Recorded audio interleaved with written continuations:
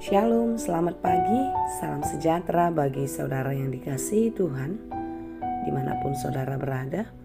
Doa saya, saudara tetap di dalam sukacita dan damai sejahteranya. Saudara, mari kita siapkan hati merenungkan firman Tuhan yang menjadi kekuatan dan sumber hikmat bagi kita di dalam menjalani kehidupan kita di sepanjang hari ini, di akhir pekan ini. Sebelum kita mendengarkan firman Tuhan, marilah kita berdoa. Ya Allah Bapa yang Maha Baik, kami bersyukur atas segala penyertaan Tuhan menyertai hidup kami sampai pada hari ini. Kasih setia Tuhan tidak pernah berhenti. Ya Tuhan, ajari kami untuk terus mensyukuri kehidupan yang daripada-Mu, sehingga kami boleh menjalani kehidupan dengan sukacita. Kami mau belajar di dalam firman Tuhan. Kiranya firman-Mu memberikan kekuatan dan mengajar kami untuk tetap hidup setia di dalam Tuhan. Kami telah siap mendengarkan firman-Mu Tuhan. Berfirmanlah Engkau. Kasih karunia dan damai sejahtera dari Allah Bapa Tuhan kita dan dari anaknya Tuhan Yesus Kristus dan Roh Kudus menyertai saudara sekalian. Amin. Firman Tuhan untuk kita pada hari ini yang ditetapkan sesuai dengan Almanak KKBP Sabtu 8 Oktober 2022 tertulis dalam kitab 1 Samuel 2 ayat 30. Dibaheni buti hatani Jahuba, dibata ni Israel. Nunga pola hudok nian, pinoparmu dohot pinopar ni amam, marhalado di jolokku, rodi saliling-lilingna. Alai anggon wain, ninna Jahuba, dau maisianau, ay akka napasangap au, marsangap bahenokku. Alai akka napalea au, marleado bahenokku. Sebab itu demikianlah firman Tuhan Allah Israel. Sesungguhnya aku telah berjanji, keluargamu dan kaummu akan hidup di hadapanku selamanya. Tetapi sekarang demikianlah firman Tuhan, jauhlah hal itu daripadaku.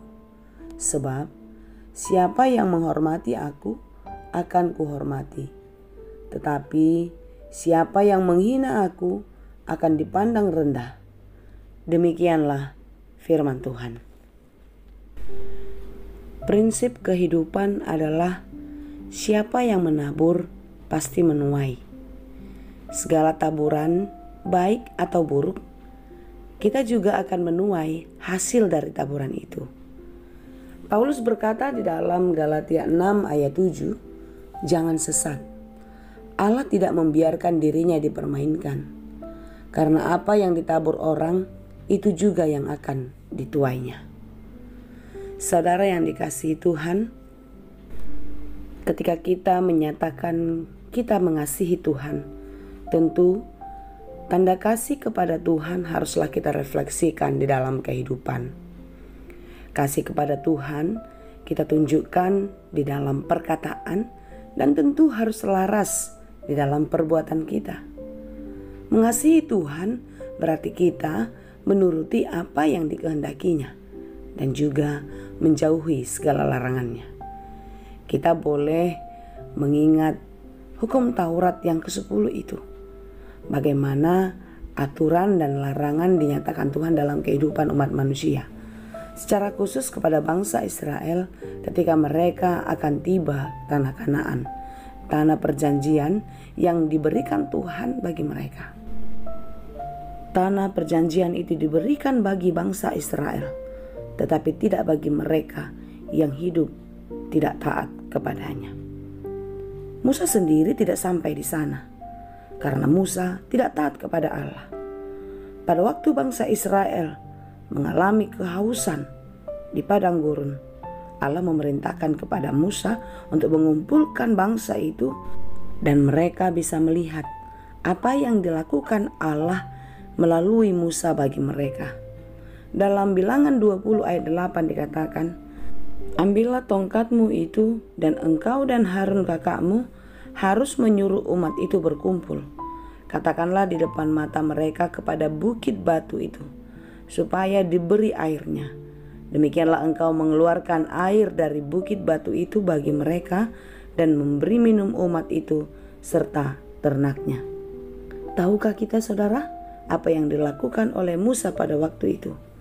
Musa tidak melakukan apa yang dikatakan oleh Allah, tetapi dia melakukan apa yang menurut pikirannya.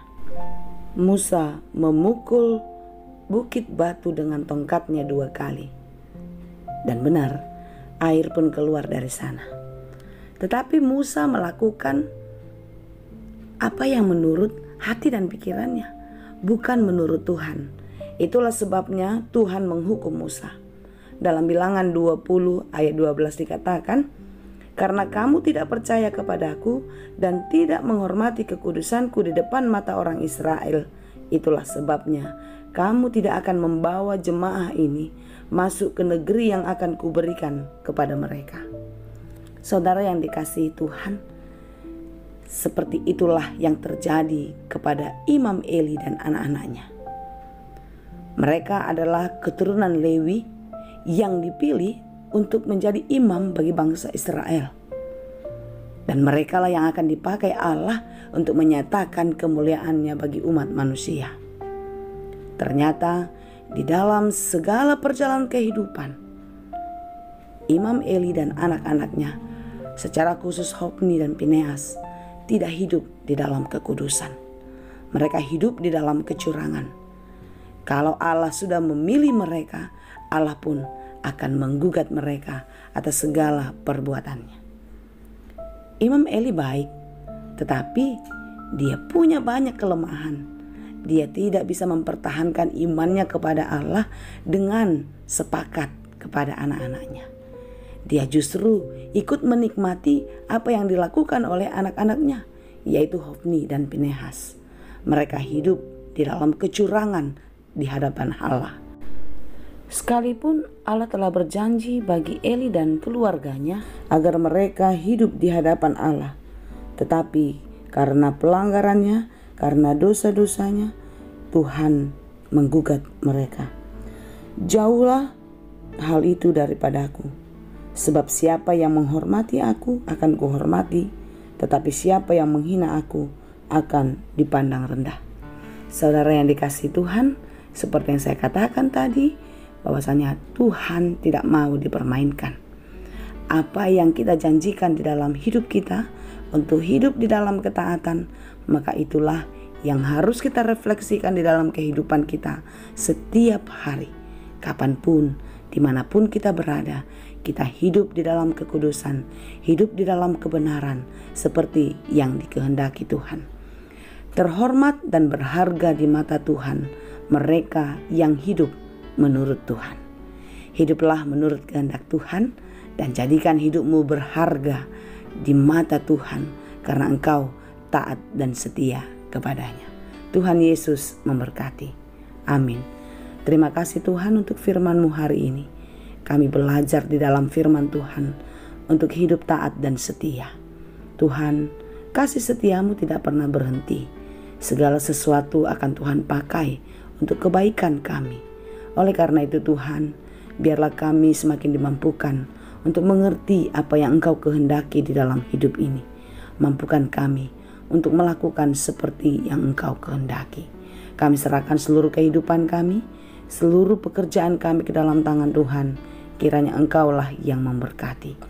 Ya Bapa yang baik, kami berdoa bagi saudara-saudara kami yang berjuang, yang bergumul, yang sekarang di dalam pergumulan berat. Secara khusus saudara-saudara kami yang berada di Tapanuli Utara, yang terus berjuang untuk keluar dari beban hidup akibat bencana alam. Tuhan, Engkaulah pertolongan kami, Engkaulah kekuatan kami, dan kami percaya Engkau akan memberikan kekuatan bagi saudara-saudara kami yang sedang bergumul. Berkati mereka yang sedang sakit, berikan kesembuhan, kekuatan melalui obat dan makanannya.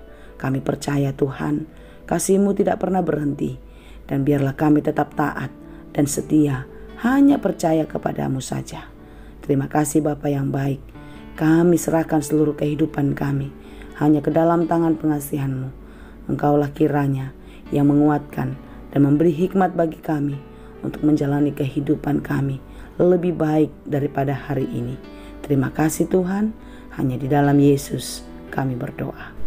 Anugerah Tuhan kita Yesus Kristus, kasih karunia Allah Bapa, dan persekutuan Roh Kudus, itulah kiranya yang menyertai dan memberkati kamu sekalian. Amin.